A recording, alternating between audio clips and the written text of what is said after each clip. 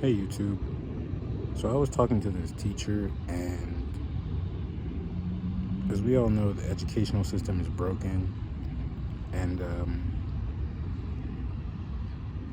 she started quote unquote explaining how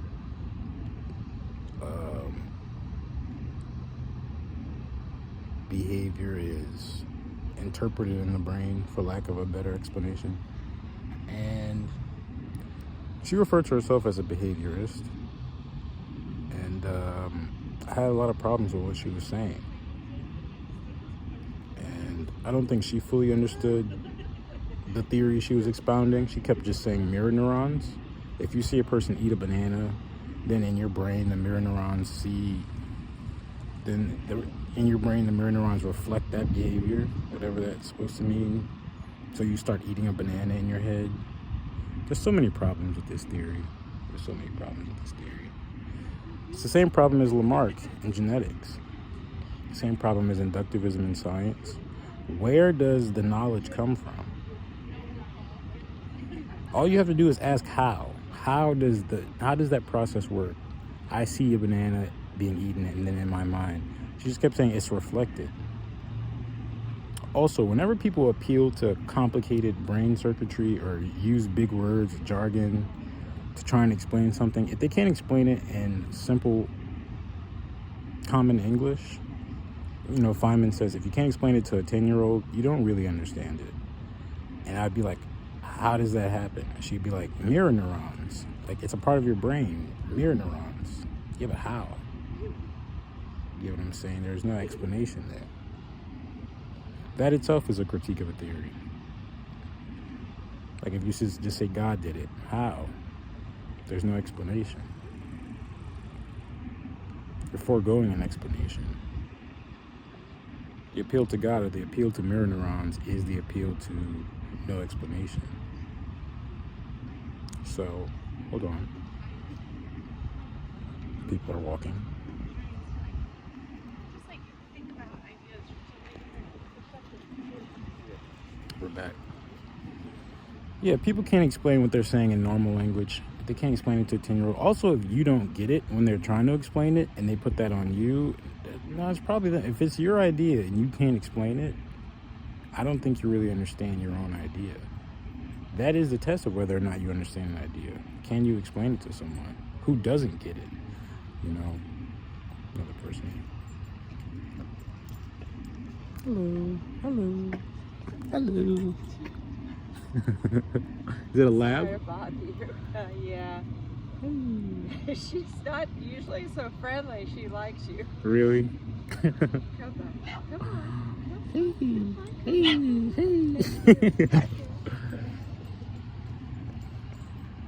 Dogs like me. Dog is like me. Anyway, mirror neurons. What do they do? How does it work? If I told you your hormonal system controls your metabolism, you say how? You'd be like, okay, whenever you experience hunger, then this is released by this gland, and then that gland goes into the bloodstream, and then in the bloodstream it regulates the oxygen. That would be how it would work. If I'm asking you how does it work, you keep saying mirror neurons. You don't understand what's going on. How does the world work? Evolution. How? Evolution. Well, how does that happen? Evolution. Circular argument. But what are the problems with the theory itself, besides the person who's explaining it? It doesn't explain new behavior. Where does new behavior come from? Right? There was a first guy to pick up a guitar. There was a guy who created a guitar. Then there was a guy who said, you guys play it like this, I'm going to play it like this. Where did that come from? Because what she also didn't understand is what her theory was a theory of learning and how we acquire information. I don't think she was even aware of that. I was like, when is this information necessary, this mirror neuron? And she didn't know. But it would obviously lead to a theory of learning. If you think that behavior is reflected in our mind, you would think that we learn that way. How would that explain creative behavior?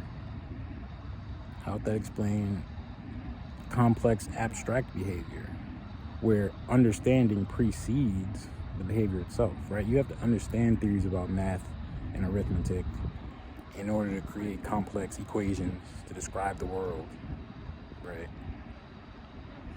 So it doesn't explain understanding, doesn't explain creative behavior, doesn't explain anything new, doesn't explain how we can not enact behavior. I asked her, because there are people in there's studies about people in bigger cities being more quote unquote callous. Like if there's a crime or something bad happening, people in bigger cities are more inclined to ignore it, because there's a theory that they think that someone else will do something about it because there's so many people around.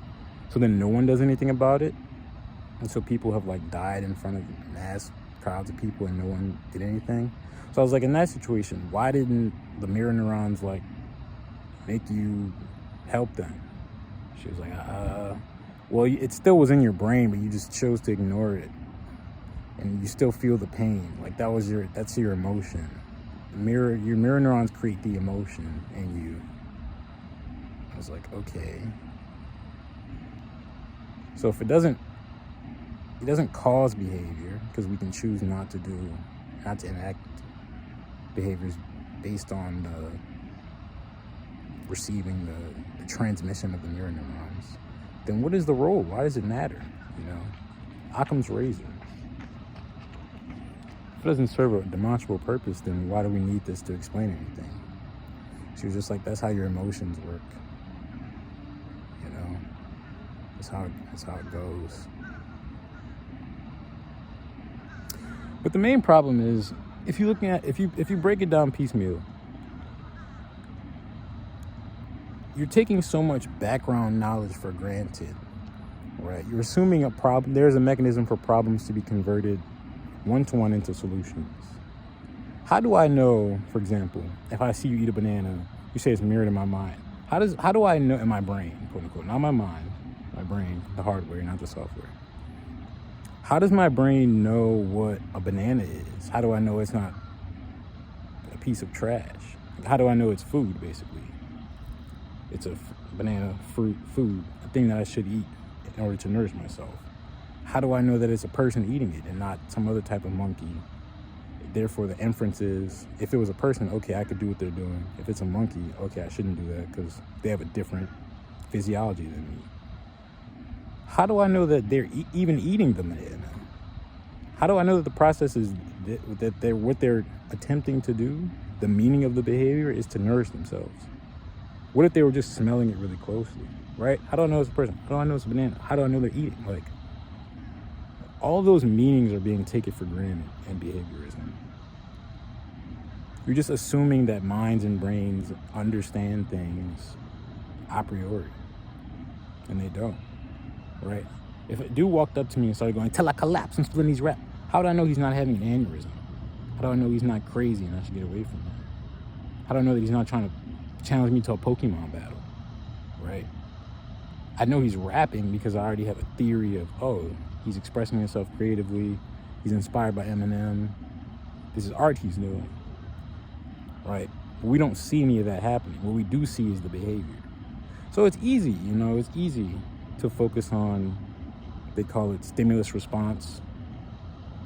response patterns, rather than to unravel the complicated and abstract nature of the mind and the brain and human beings and ideas and meanings and culture.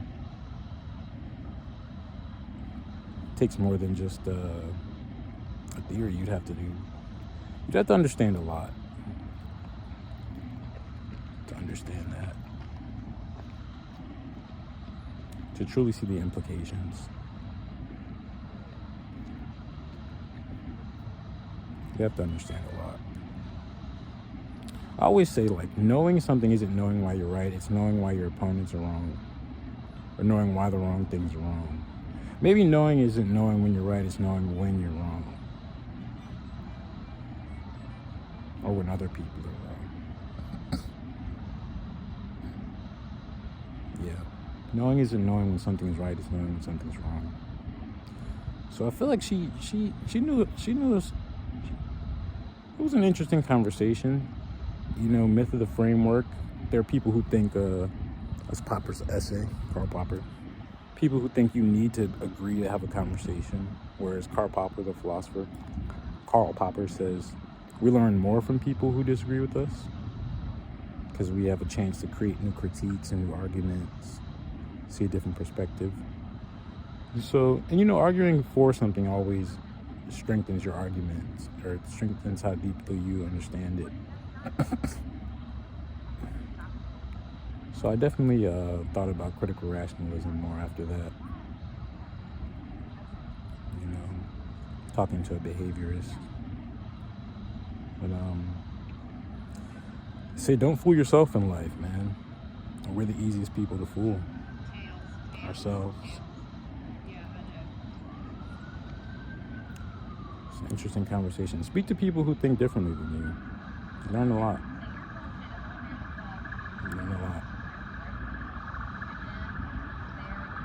Try and explain your ideas.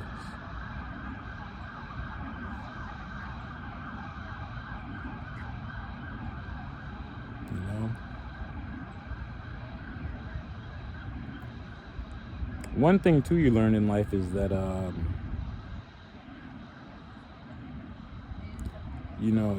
people defend the ideas that help them survive. So the thing was, she was a behaviorist. She had a deeper reason to believe in these ideas. It's how she made money, right? And that's a scary boat to be in when you've attached yourself to an idea. You change how you think, or you adopt a way of viewing the world and thinking because it's a way to earn a living, Align yourself with the truth if you can.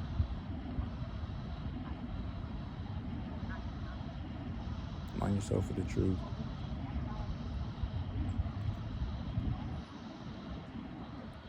Very fruitful way to live.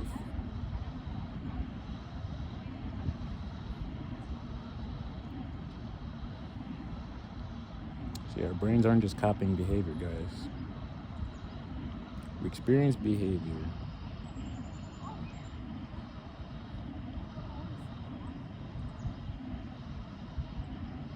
You interact with behavior. There's a better word there.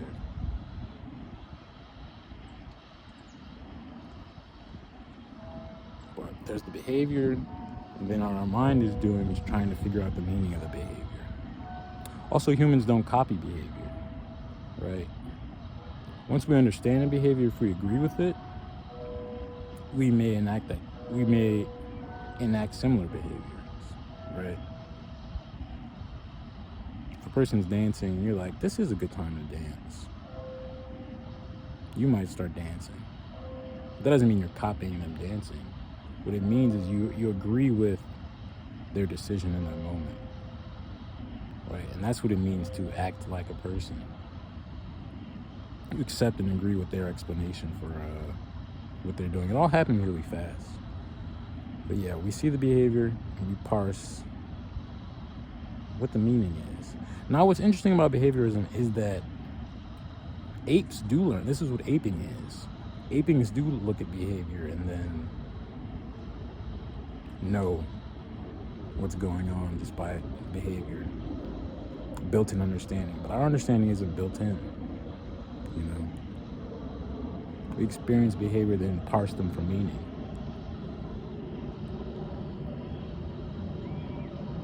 Then if we agree with those meanings, we may be said to enact similar behaviors.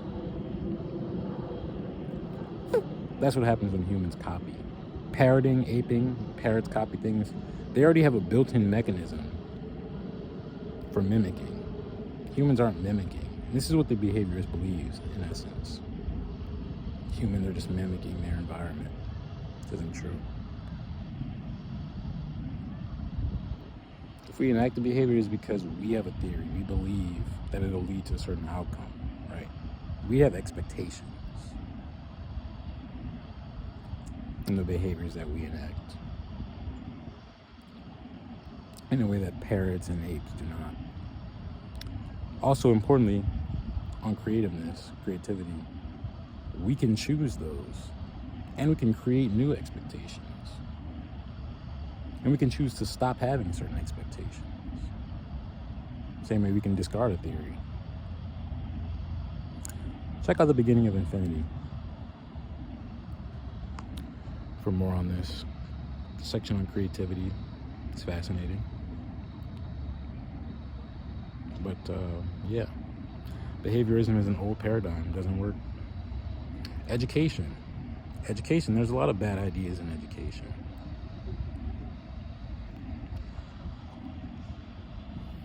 A lot of bad ideas there. The main one being the bucket theory. We're just dumping knowledge in, forcing people to memorize facts. It's not true.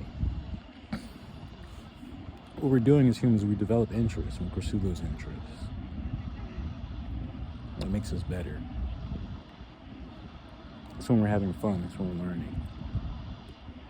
It's not making anyone learn anything with mirror neurons. Anyway, thanks for listening, guys. Patrick signing off.